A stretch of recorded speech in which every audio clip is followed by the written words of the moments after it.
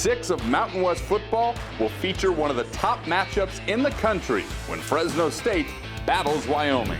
Hi everybody, I'm Jesse Kurtz here in the Mountain West Network studio. This will be the 15th all-time meeting between Fresno State and Wyoming in a series that dates back to 1992.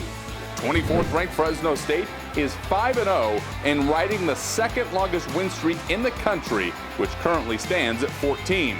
Wyoming, which is receiving top 25 votes, is a perfect 4-0 at home this fall. We take a deeper dive into this huge mid-season matchup with insight from two guys who know these teams best.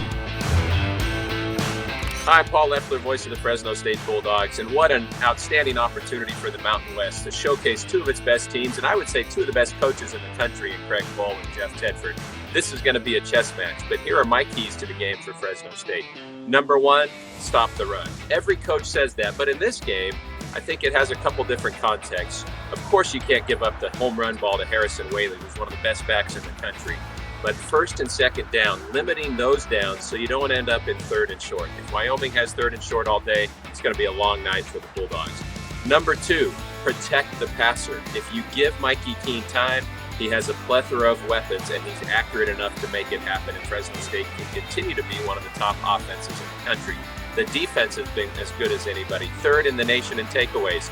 Turnovers always key in a tightly matched game, but overlooking all of this, my third key would be handle the altitude. That comes out in a lot of different ways. You think conditioning, Fresno State's extremely well conditioned thanks to the sports performance coach Andy Ward. Fresno State probably has its deepest team in 20 years, especially on the defensive side of the ball. But deploying that depth at the right times, and then being ready for just the physical effects of altitude. The ball flies differently, out of a quarterback's hand, off a kicker's toe. There will be some moments where Fresno State has to adjust. So I would say stop the run, protect the passer, and in all phases of the game, handle the altitude. Don't let the altitude handle you. Hi everyone, I'm Keith Kelley. I'm the voice of the Wyoming Cowboy football team. And here are my 3 keys for a Wyoming victory over Fresno State.